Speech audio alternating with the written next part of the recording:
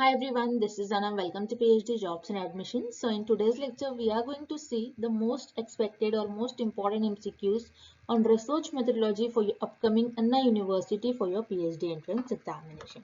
So as you all know, Anna University has shared a many notification regarding PhD program admission session 2025 to 2026. So the written test has two parts.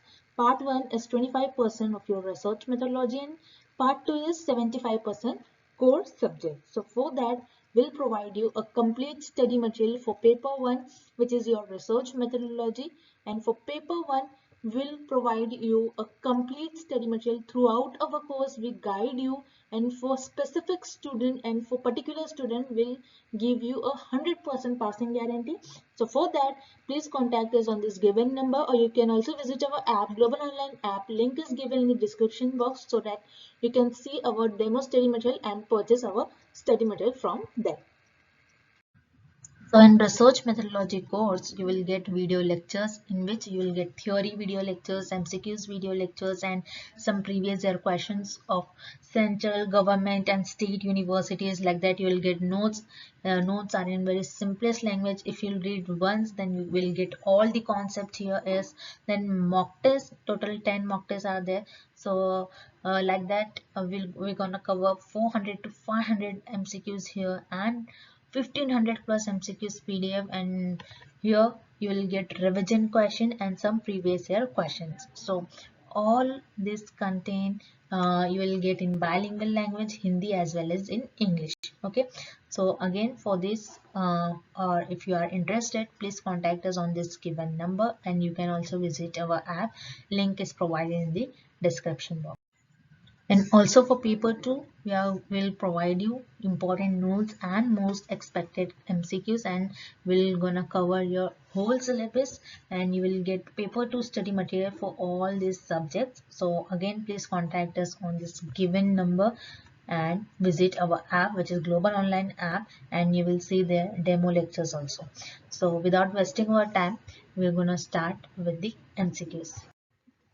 What is the name of conceptual framework in which research is carried out? Okay, so for this question, what we have to find out, in which options given here, in which option we generally carried out the conceptual framework in which research. Okay, so firstly we have to know the meaning of conceptual research. Conceptual research is nothing but what we are going to, and what the expected relationship between the variables, like for example, how you are going to perform your research. Throughout your research, what you are going to do, that will you decide in conceptual framework.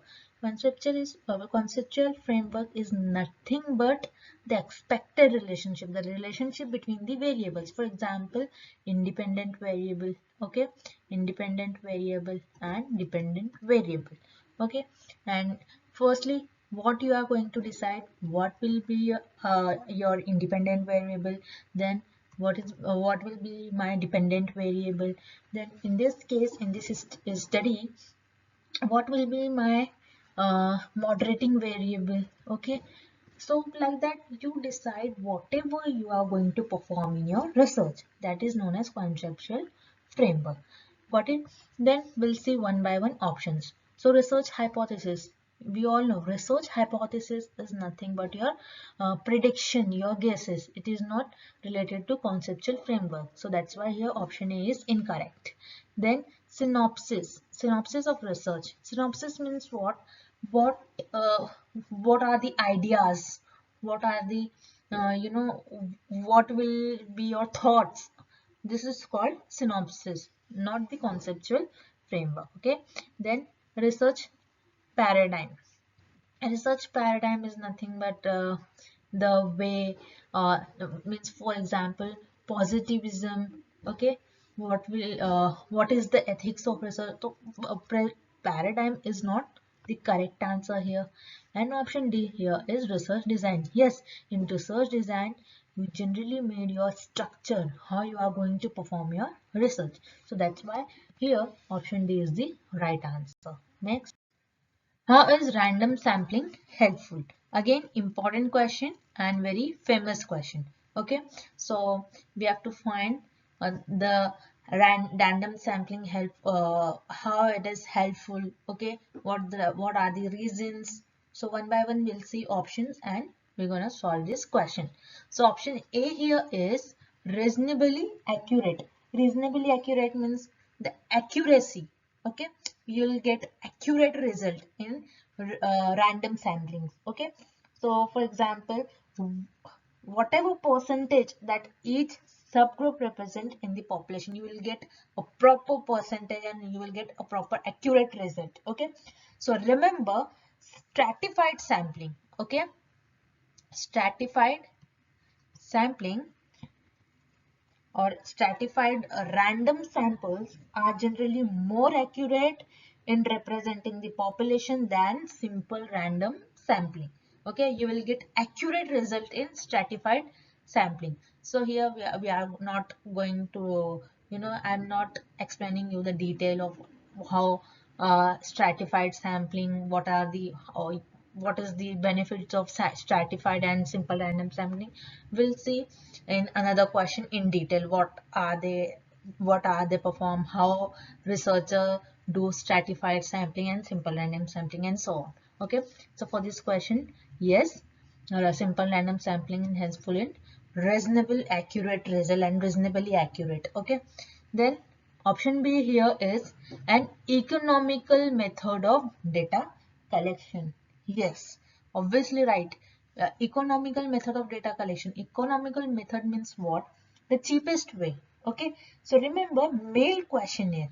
Mail questionnaire is very cheap or economical method of data collection, as it is very easy to gather the information. Okay, information through this.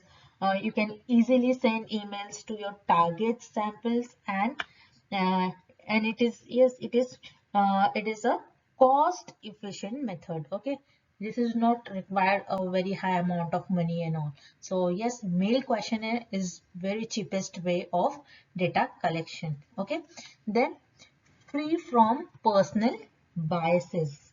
Okay, so yes, if you are, what happen in random sampling, you generally select your particular member from the population randomly.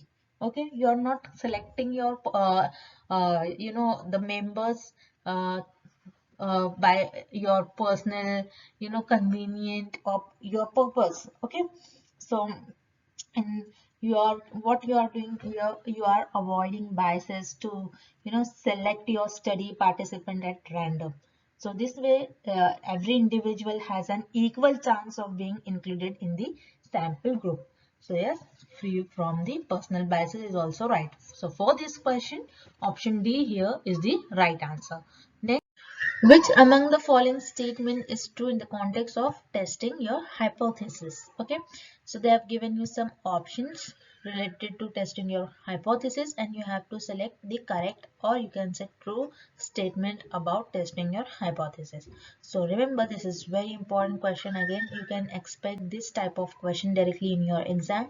So you will expect one question directly from null hypothesis or alternative hypothesis. Okay, so remember, in hypothesis there are two types of hypothesis, majorly null and alternative hypothesis. Okay, so everyone knows the meaning of hypothesis. Hypothesis is nothing but the prediction or your guesses what you are going to do in your research. Some guesses, some prediction, and you will test your prediction throughout your research. It is known as hypothesis.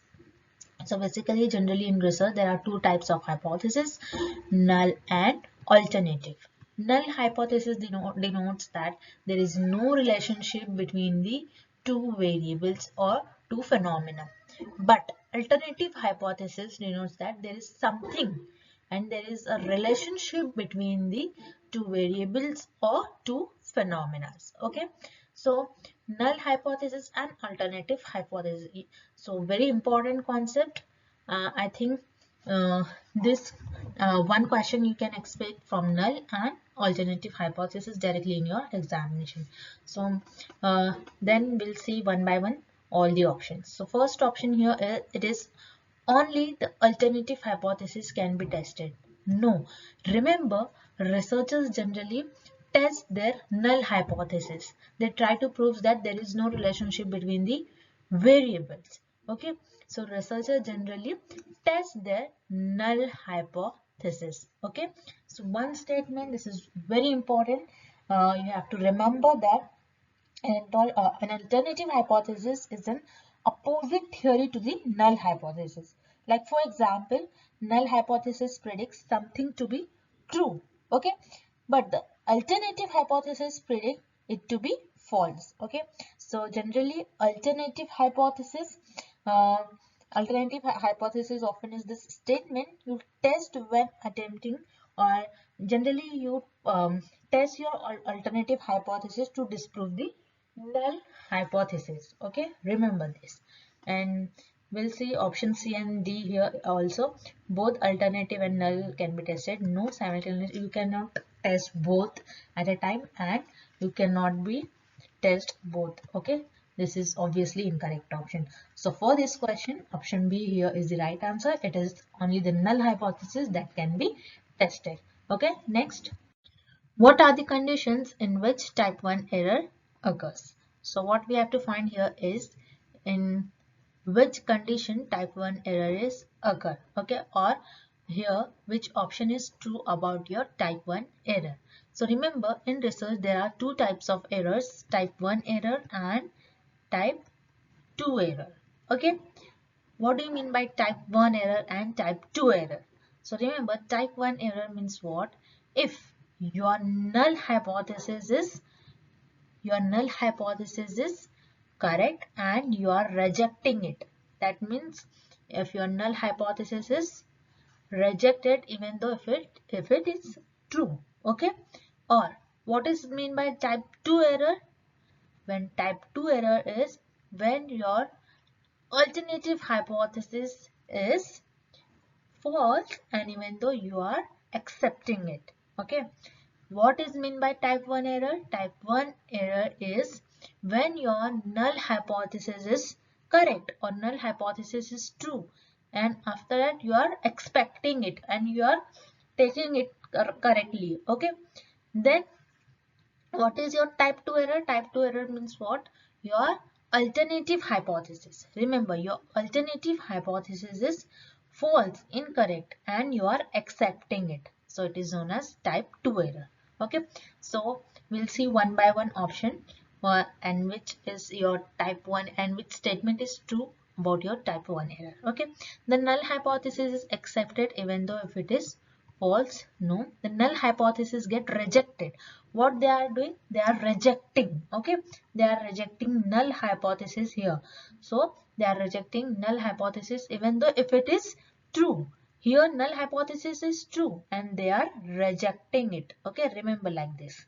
So yes, option B here is the correct. This is the correct definition of type 1 error, or this is the condition in which type 1 error occur. Then option C here is, we'll see incorrect option also, so that you will know the and you will get the idea about all these options. Option C here is both the null hypothesis as well as alternative are rejected. No, you are doing one rejecting and you are one accepting. Okay, another one, you are what you are doing, you are accepting another one, and you are rejecting null hypothesis and you are accepting alternative. So option C here is incorrect. So for this question, option B here is the right answer. Next, how to judge the depth of any research. So what they are asking, how you will judge your research deeply. Okay, what is the importance, what will you are getting, and what is the importance of that research depth. Okay, means each and every point, at each and every point what you are getting in your research. So which option is the correct about this question? Okay, so one by one we'll see option. Option A here is by research title. Yes, research title should be descriptive, direct, direct, accurate, appropriate, interesting, precise, unique. But this not show you the depth of your research. Okay, so here option A is incorrect. Then option B is duration. Okay, what do you mean by duration? some research takes 6 months to complete, some research takes 6 years to complete. The duration, the time will not give you the importance of your research or depth of any research. So here option B is also incorrect. Then option C, the research objective. Yes, research objective generally describe your depth of your any research, or research objective describe depth of any research. Okay, means research objective generally describe what intent your research project is, the summarize approach, purpose of the project, how you are going to focus on your research. Your objective should be appear in the introduction of your research paper, at the end of your problem statement. Okay, so remember this is very important. So yes, a research objective is very important. Research objective means the aim of your research, what you are going to perform in your research, whatever informations, what is the aim of your research. So yes, objective is the correct answer here. By research objective you can judge the depth of any research. And option D here is total expenditure. No, total expenditure means fund.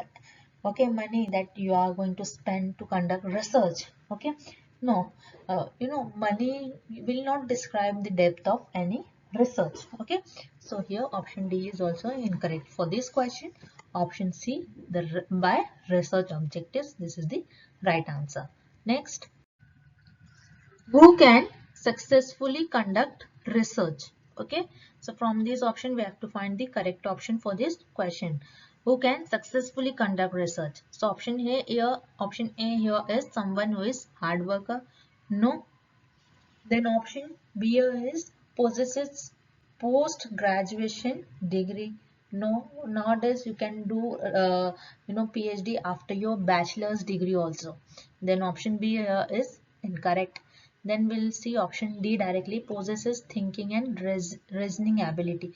Yes, this is right. This is the right option. But you see here is the most correct option for this question is has studied research methodology. Yes, if you know the research methodology properly, you can easily perform your research. How to select your topic name, how to find gaps of your particular topic. Okay, firstly you will see your literature, you will review your literature. After that you will find the gap, you will take the problem, you will take your topic.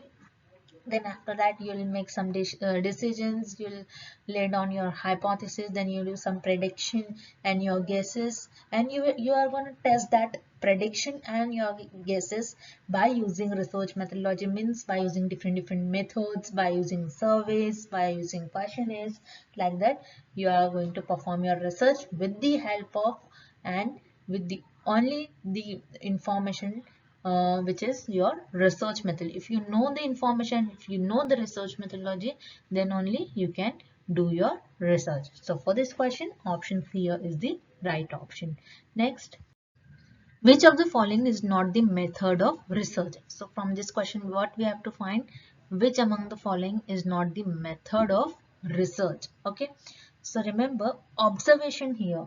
Observation is not the method of research. Okay, so what do you mean by observation in research? Okay, so remember observation is what the scientific observation can occur in a lab setting or in a natural world, you can say natural environment.